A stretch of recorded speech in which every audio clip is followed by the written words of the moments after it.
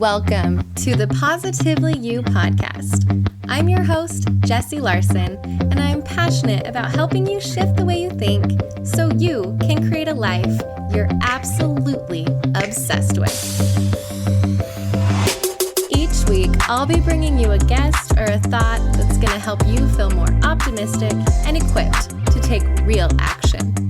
Get ready to push past limiting beliefs, ditch that negativity, and start showing up as the best and most positive version of you. Girl, let's do this.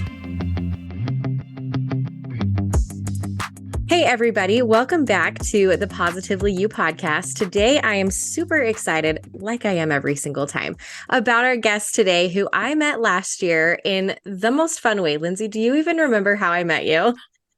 Was it when I was Richard Simmons? It was when you were Richard Simmons. So we were at a witches party and Lindsay took the theme and the assignment incredibly well, dressed up as Richard Simmons and was in full character. And I absolutely just fell in love with her that day.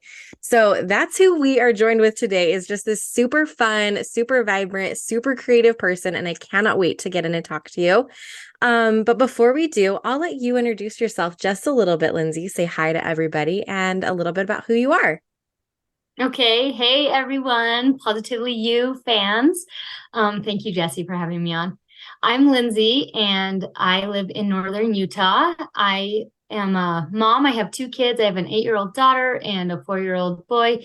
And I just love all things creative, artsy, craftsy, all the things. And just had some life changes over the last few years and just really embracing all my creativity. And that's what I'm about, just helping other people find their creativity as well. I love it so much. And of course, everyone who comes on and introduces themselves is so modest about the things that they're doing. But Lindsay is blowing up lately, like thousands upon thousands of followers each and every day because of what you're sharing. And I love that so much. It's that creative spark. And that's what drew me to you, honestly, was I was this mom who hadn't been creative in quite a long time, right? Because I'm doing all of the mom things and all of the adulting things and the schedule things and completely losing myself in the world of motherhood and the world of being an adult. And what I loved about you was seeing like this mom who was being so creative and having so much fun. And I think that's what's drawing everyone to you, is just this spark of like, there is something this person has that I can feel, and I am so drawn to it. So I'm so curious, have you always been this creative person? Is it something that you're just reigniting now? And how do you have so much time for creativity in your life? Because you are a mom, you've got kids, you're homeschooling, right? Yes. Oh, all of you who do that, bless your hearts, you are amazing. And yeah, so how do you make time for creativity? And why is that important to you? That's kind of a loaded question there. Well, to go back to what you first asked, if I've always been creative, I have, right. Much to my parents' dismay. I have just always been like this. I was the one who I couldn't go clean my room because then I was making a fort and organizing my closet and going through all my old school papers and just doodling and drawing on everything and drawing. And if you look at any notebook or any paper that my parents have saved, it has doodles in all of the margins. So I always was creative, but never did a lot of art or anything in high school. I don't know why. I just didn't. And it just became this thing where in adulthood, life got busy. And that was the thing that I had to let go I didn't focus on enough, And so Then here I am all these years later. I've got these little kids. My husband is just working so much and I'm feeling so deflated and my whole life feels like a wreck, right? Like my marriage feels like it's falling apart. I'm just so burnt out and I'm trying to help everyone else have this good life. And I'm just, not that I was like completely miserable. My children and my husband are amazing, but I was so personally like unfulfilled. And then a few years ago, I think I just hit rock bottom and I made a conscious decision that I was going to try and bring creativity back into my life. I've had things over the years, right? Like when my daughter was born, I didn't want to buy artwork for the baby room. I was like, I can just make that. So I had like an Etsy shop occasionally, and I've always been doing a few little things, but nothing to this level. And so, yeah, a few years ago, I said, I think I just want to make an account so that I'm almost kind of accountable for things and just have a place to just throw everything out there, because I do love social media. I'm a social person.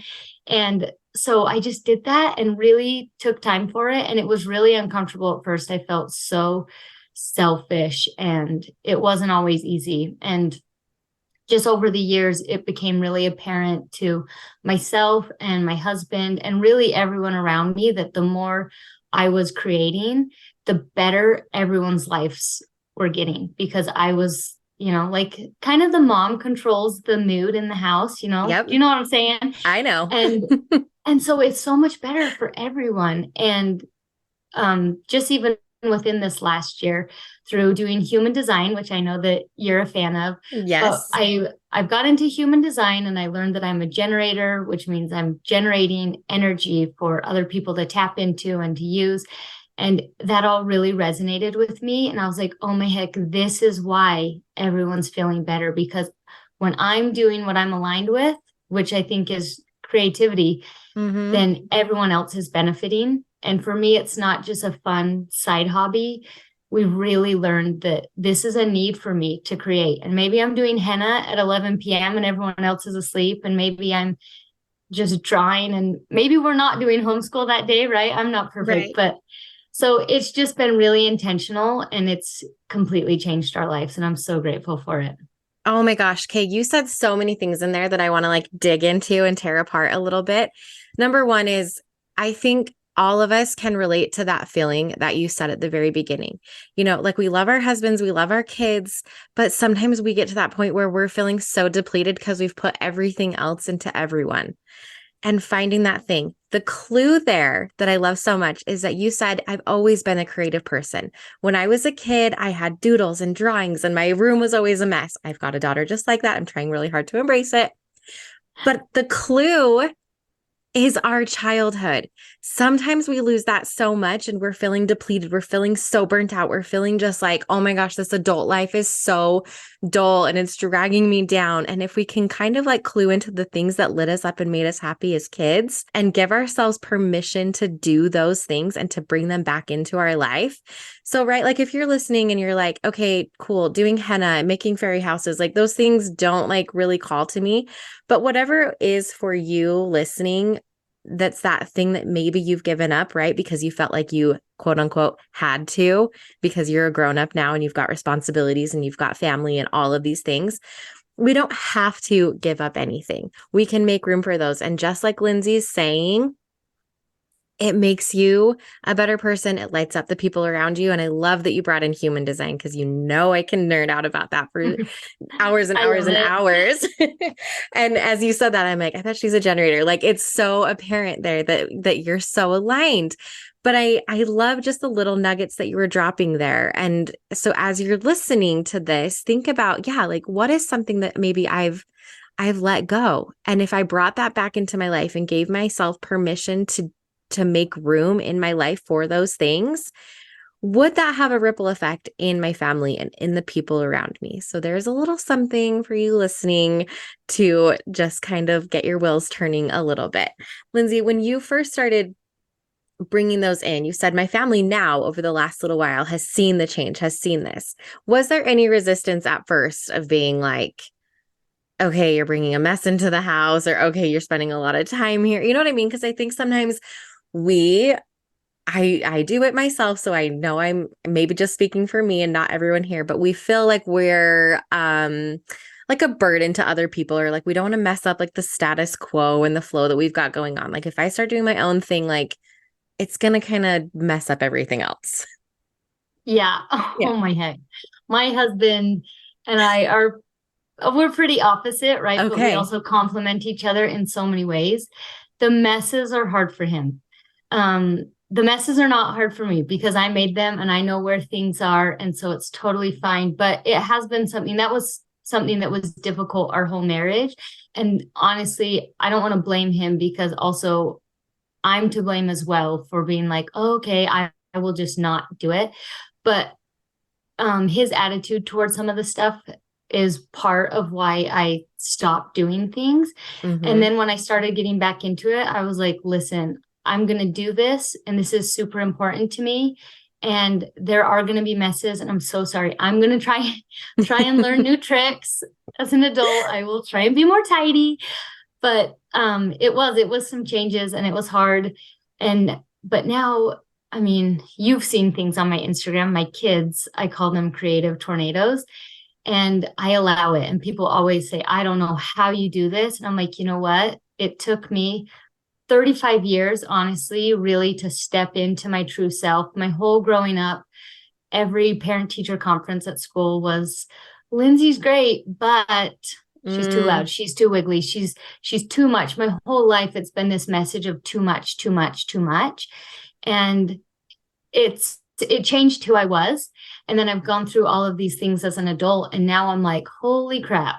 No, I'm not too much. Yes. Maybe I'm too much for some people and I'm not enough for others, but that's fine because I'm done. I say that I'm a recovering people pleaser because I am. I mean, there's billions of people on this planet, and what a waste of my precious breath to try and please anyone else. People will come and go, and I'm just going to do what I want. And I'm going to make these messes. I'm going to let my kids make the messes, even when it's their messes are uncomfortable to me. Yes. But I think we just have to give ourselves the time and the space. And I say, it's like you were saying earlier, like maybe you're not doing the arts and crafts. And that's something that I say, like, cool. I don't care if you're not outside weaving with sticks or decorating your whole house for Harry Potter, right? Because Harry Potter's the best. But I'm like, what is it that you do? And then I'm always all caps, like, just do the thing. What is the thing? Just freaking do it. Yes. So yes. Just make time. Hey, I am so glad that you were open and honest there with that, because whatever it is, right? Like for me, sometimes it's being out in nature and hiking and doing these things. Like that's been something that's really, really called to me the last little while. And my husband's not outdoorsy at all. I mean, he'll indulge me here and there, but he's like, listen, a 7-mile hike sounds like hell to me. And for me, I'm like, oh my gosh, I'm so invigorated and I love it. And that used to be like a resentful thing, right? Where I was like, well, fine, I guess we won't go. And then I'd be angry and mad that, you know, I was wasting away a perfectly beautiful day when I could be doing this. And I don't know. I'm just so glad that you said that, because I think so many of us have these things where what lights us up inside is not the same as anyone else, number one, but especially sometimes the people who are in our lives, like our spouses and our kids. And that is such a learning process and a lifelong learning process of being able to communicate and work together on finding that flow and finding that thing, right? Like, I don't think your husband's ever going to be like, yep, super love the messes here, right? Like he's never going to like, it's not going to be this thing that one day a light flip, like the switch flips and he's suddenly like lit up by these messes that you're creating. He's like, yep, does it for me, right? Never, ever. Never. And so that's something that we all have to navigate when we're finding those things that light us up and making room for that and being more intentional, is that, yeah, we are going to have to navigate the relationships in our life that is going to affect and influence. And so I love that you were open about that, because it's easy to be like, oh yeah, it's great, you know, super supportive or whatever. So I don't know. I think I've got relatable. One more thing to say about that, actually. Something that really changed our life. And I mean, this just goes with anything in life, I think, but just better communication. Mm-hmm. We thought we had really good communication and that our relationship was like pretty good, right? And anyways, just through this, there were times where I was resenting him because I would be thinking in my mind all day, oh my gosh, the kids are driving me crazy. After bedtime, I'm going to do XYZ. Like I was going to do something that was my creative outlet. And then my husband would come home and he had a bad day at work and he just really wanted to spend time with me and like just needed to unwind and watch a show. And I wouldn't tell him that I also had this awful day, because this was me like trying to show love to everyone else, but you know, leaving myself last. And it was so horrible. So we've had much better communication. And so he knows my plans. And it's also something that we kind of had to let go of, like letting each other go and do their hobbies. And we try not to let the other one feel any guilt. Like, it doesn't matter if the kids are having a meltdown, but I've got dinner with my best gal pals. Like, he will handle it, and it's might be uncomfortable for me to walk out the door, but because we have these boundaries now and this better communication, it's okay. And we're not going to make each other feel bad about it, intentionally or not, you know? Yeah, So that's absolutely. something, just get that communication dialed in and set up some help in place, and then do what lights you up. Just do it. Yes. Who knew that a conversation about like being more creative was going to lead to like communication skills, right? Yeah. But it does not get talked about enough. That's kind of funny to say, but it really is the key. What I'm thinking about right here is when you have the thing that lights you up, right? And you can communicate that. And you're saying, my kids' messes, they kind of mess me up too, but you're learning to allow that as well. There's all of this space for allowing. So the things that light you up are different than what lights your kids up, than what lights your husband up, than what lights your friends up. And just being able to make room for all of that, because I love what you said about when you were younger. Lindsay's great, but she's too much this, too much this, too much this. How often do we think that about our spouses and about our children and about everything, right? Like, they're great, but, and you're 35, you've learned this lesson, you're starting to let these things go. You're a recovering people pleaser. Hi, I'm right there with you. And if we can stop that process in its tracks for our kids and for the people around us, and just allow them to be too much or to be all of those things, how beautiful will that be to not have them figuring that out 35 years later and 40 years later and 50 years later, right? Those things that light them up. Yeah. So I think that that's something really cool that we can take from this as well, is not only this as a process for ourselves to reignite that spark and to make time for the things that light us up, but to allow others and to encourage others to do the same. Because I think sometimes when we listen to these personal development podcasts and books and all these things, it can feel a little selfish, right? Like, oh, I'm putting so much into myself. Like, what do I want? What lights me up? And that can be a barrier. And that's a question if that like does kind of like trigger something in you to dive into. But that in doing that work for yourself, you're also allowing and enabling it to be done for other people, which is really, really, really cool. So just wanted to plug that a little bit. Yeah, it's been actually so healing for me. Like, I've got this big fairy garden. I make fairy houses secretly and sneak them out into my yard for my kids. And everyone's like, "You're such a good mom. You're so great." And I'm like, "Thank you." But this is so healing for my inner child. And not that I didn't even care about fairies when I was a kid, but just these magical moments. That's what I love creating. And like, no shame against my parents, but they had 6 kids and I was like the wild, messy one, right? Mm-hmm. And so I wasn't always given that space. So when my kids are making the messes and they're being so loud, I try really hard to shut my mouth and let them do what they're doing. They know the rules, that we'll be cleaning up later. And if dad's on a work call, then we're going to go outside and be loud. But it's still something that's so uncomfortable, but that's also part of why I'm homeschooling and why I'm allowing these messes, because little Lindsay wasn't really given that space and that freedom. And I want my kids to grow up with that, so that they're not, I'm 36 now, but last year was like a big year for me. So it's like, I was really 35 when I learned all of that. And I don't want them to have that same experience as me. I want them to know now that it's okay and they're great how they are. And I love that. So I want to shift gears a little bit from, our kids and ourselves, and talk about something you did this summer that I loved watching you put together and seeing it come to fruition, is your Camp Creative. So can you talk a little bit about where you got the idea for Camp Creative, what it is, and then we'll dive into it kind of.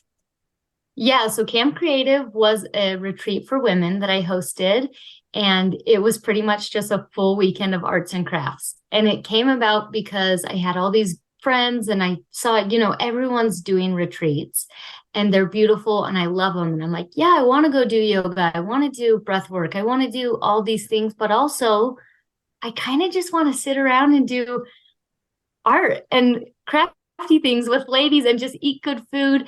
And there was no retreats like that. And I thought, I wonder if I could do this. And it freaked me out. I almost didn't do it. Mm-hmm. But when I finally got around and picked the day and did the thing, I filled up all the spots almost immediately, and it was just incredible. So I rented a house and had all these women come, and we seriously were up until 2 a.m. doing some of our activities, and it was just incredible. It filled my cup for months and months and months, and I'm just dreaming of the day I can do it again.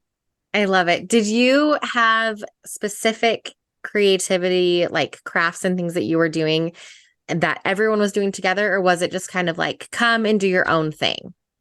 Yes, we had specific things. I bought all the supplies for everyone. Have you seen like that textured art where people make it with like drywall mud on canvases? Oh, yes. So we did that. And that's like Okay. a thing, like not everyone wants to go buy a bucket of drywall mud because they don't know if they're going to like it or Mm-hmm. ever use it again. And so I had a lot of different things with, different artistic mediums. And it was, it was just so fun. I loved it. Yes. I love it so much. And I'm leaning into, the generator of you that's putting this energy out there, that's doing the thing, and thinking about that we have talents, we have things inside of us, right? Like this creativity jolt, if you will, and this intention to be more creative started out with you feeling burnt out, right? I need to introduce creativity back into my life. I'm feeling burnt out. I need something for me. And then in turn, not only did your family see the ripple effect of you being a happier, better mom, then you're showing up to life better.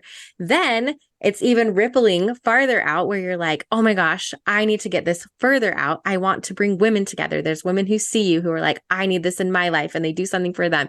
And it's incredible what this ripple does. I'm blown away. And it's funny because listening, you might think to yourself, oh, well, that's cool that she could do that. I promise you, there is something inside each one of you listening that is a talent, that is a gift that you think is just like, it comes easy to you, right? Like, Lindsey, you've just always been this creative person. It's not like you're like, I'm going to use this to change the world, make a huge impact. We don't think like that. But the things that are innately you are the things that will change and will make a ripple effect in the world. So I don't know, whatever it is, like you wouldn't think like, oh, cool, me drawing henna on myself and making these little fairy things is going to make this big positive change in the world. And it might not, it's not going to change everything, but it's the positive ripple and the cool thing and the permission for other people that it goes out and does that. So while it started out as just like, not even a selfish thing for you, but just like a need that you needed to put back into your life, look at how like big it's gotten. I think that's so cool. Thank you. It's been so humbling and just, it is amazing. People will send me pictures of some of my stuff that they've recreated. And they're like in Norway and all over the whole world. And it brings me to tears every time. And I'm like, oh my goodness, I can't believe this, because who am I? I'm just Lindsey. There's nothing special. And I'm like, you know what? Enough with that. You're right. I'm not going to change the whole world, right? Not everyone's going to be doing all their creative things, but for some people, I hope that they do feel inspired when they come across my Instagram or see something that I've made, and that they think I could do that and I want to try that. Absolutely. Okay. So then I have a question for you. If someone is inspired to live a little bit more creatively, let's get that word right. And make time for themselves, but they're kind of at that starting point where they're like, I don't even know where I've got room for this. I'm not a creative person, but I'm feeling really like inspired and intrigued by what Lindsey's doing. Where did you start, or where do you have a suggestion for someone to start getting more time and space in their life to be creative? Or what is something simple maybe that they can start doing? I know that you love henna. I know that you love doing the fairy houses for your kids. But is there like a suggestion or someone when someone's like, hey, Lindsey, I want to be more creative. Help me. So it started off where I had one day of the week set aside. And that's kind of the deal that I worked out with my husband, was like, Wednesday nights were going to be my night. He wasn't allowed to complain about the smell of the E5000 glue or any of the messes that I was doing. Like, he just needed to do his own thing. And that was my time and my night. But I think it can be something as simple as, adult coloring books are a thing, and they're really awesome. If you have, maybe you drink coffee or tea in the morning, like piggyback it with another hobby for right now. Listen to a creative podcast. My favorite is called The Creative Pep Talk by Andy J. Pizza, and he's an incredible creative man. And his podcast has so many people on it, and it's just, you can't not listen to it and be happy. But there's just little ways, just find what it is for you. And yeah, I don't know, just piggyback it with something else if you need to, and just go for it. Give yourself the time, allow yourself the freedom to make the mess. And I always say, go to Hobby Lobby and wander the aisles. Go by yourself and go with the intention that you want to find something to create, and just look around. And if you think, maybe that looks interesting, give it a try. If you don't like it, it's not the end of the world. I go through hobbies faster than anyone that I know. So hey, that was my next question. Like, yeah, have you had fails? I'm sure you have. But I think we think that, right? So many times, like, oh, well, what if I mess up on this? Or what if it's not really my thing? Like, just try it. And I love that you mentioned adult coloring books, because I got an adult coloring book for my birthday from a friend. It has been my favorite thing lately to sit outside on Sundays and just color. And I was like, that is so, I never would have like intentionally picked that up. It has been the best thing ever. So it's not like, right, I'm not an artist. I cannot draw to save my life. I'm not like, I wouldn't claim to be a super creative person, but coloring has filled that little creative spot for me. So I love that you brought that up. Oh, that's so fun. I love it. Yeah. And then I also like the idea of going just to Hobby Lobby or just to some craft store and browsing, because I think we can get on Instagram, we can get on Pinterest, we can see all of these cool projects that everybody's doing and think, oh, I need to go get all of these supplies and I need to do this and I need to execute it exactly like this person did. And that's not really the point. The point is like the process, right? And the learning and the discovery. And that's what's fun and what can fill you up. So I think that's a challenge that I want to take on, of just going to the craft store and browsing and leaving with something that I was not planning on. Like, that in of itself could be really like life-giving and fulfilling to me. Yes, I can't wait to see what you choose. Even like, do you remember perler beads from when we were kids? The ones that you put on a little tray and then you melt it with the iron after, and it makes those pictures. My kids have those, and it's like, do something from our childhood. Like, boondoggle is back. Are we kidding? Boondoggle. So, yep. Beaded lizards, anything, like, just allow yourself that time. I promise it'll be worth it. It will be. And it's fun too. Like, I'm thinking about, I want it to be my alone time, and I've liked this coloring. And the other day, my 7-year-old came out with me and he was like, can you tear me out a page from your coloring book and can I color with you? And then my oldest son, who's 12 and in junior high and like way too cool for school, came out and asked if he could color too. And then we were all coloring together. And I was like, what is this? Why are my kids wanting to hang out with me? So that was a really cool thing too. So I don't know. So many good things can come. And I know that that's why your account is growing so quickly, because it's just you being you, sharing what's lighting you up and what you're loving. And I think we're all craving that. We're all craving that in our life. And so it's like, wait, she's on to something. What's she on to? And that's why I wanted to have you on so bad, because I was like, she is on to something and we need to dig into that brain of hers. Yeah, the world is just so fast these days. Everything's insane. And so if I can just slow down for a little minute and inspire someone else to slow down and go outside and do whatever, then that makes it all worth it. And one of the main things is, I'm like, we shouldn't be growing up. I think that's one of the biggest downfalls of our society, is just this need, the hustle culture, and go, go, go, go, go. And everyone knows that it's, like all the bad benefits of it. But I'm like, are we doing anything about it? Because at my house, I want to be super intentional about, we're not doing the hustle. I hate it. Yeah, so I agree. I think, we spent, and even my kids, I stop them all the time. Like, I can't wait till I grow up. I'm like, no, you want to be a kid. Like, let's be a kid for longer. Let's play for longer. Let's bring that in. And I think that's huge. Like, at the very beginning, you said, I felt like I had to give these things up, and we don't. We can make so much room for play and so much room for fun. And as we do that, like how much more vibrant and colorful and exciting our lives become, and we can ditch that hustle. Yeah, for sure. I actually had a teacher in high school who, after I wrote some essay or something, and, I was a little sarcastic about the assignment because 17-year-old Lindsey was wild, and they called me out in front of the class and they said, Lindsey, you cannot Peter Pan your way through life. And I was so mad at them and so embarrassed. And now I'm like, well, joke's on you, because now I make fairy houses and people pay me for them. So I can Peter Pan my way through life, and I'm going to live to be 100 as well. So I'm just getting started. Oh, I love it so much. Okay. Well, I want to know, do you have any more camp creatives coming up or anything that we need to be in the know about? And where can we find you, find everything that you're doing so we can continue to be inspired? Yes, Camp Creative. There will be one in 2024. I'm thinking maybe a February and March, but I would like to have more. I have a whole notepad of ideas for Camp Creative. So stay tuned with that. I do have some clothes I've been designing. I'm working on a children's book. And anyways, just a lot of stuff going on. You can always find me on Instagram. That's where I'm most active. My handle is Linds Made This, LANDS. And I have a website coming out, lindsmadethis.com. And I have a few videos on YouTube as well. So just all over.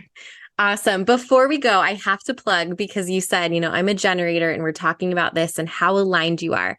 And we both have a friend, Andy Thewison, who is a human design guru, expert, genius, all of the things. And something that she has said is the most rare human design out there is an aligned generator. And I think that that is you to a T right now. You have all of these things going on, right? Like, even when I'm like, what are you doing? You're like Harry Potter and fairy houses and designing clothes and henna at 2 a.m. and all of these different things. And someone could look at that and be like, this is pure chaos. It's all over the place. But for you, it's so aligned. You've got the energy of a generator to be doing all of these things. And 100%, I believe Andy when she says that is the most rare is an aligned generator. So it's so fun to actually see you being aligned in that. So that's just my small plug. If you want to learn more, I've got a podcast with Andy sometime. I'll find it.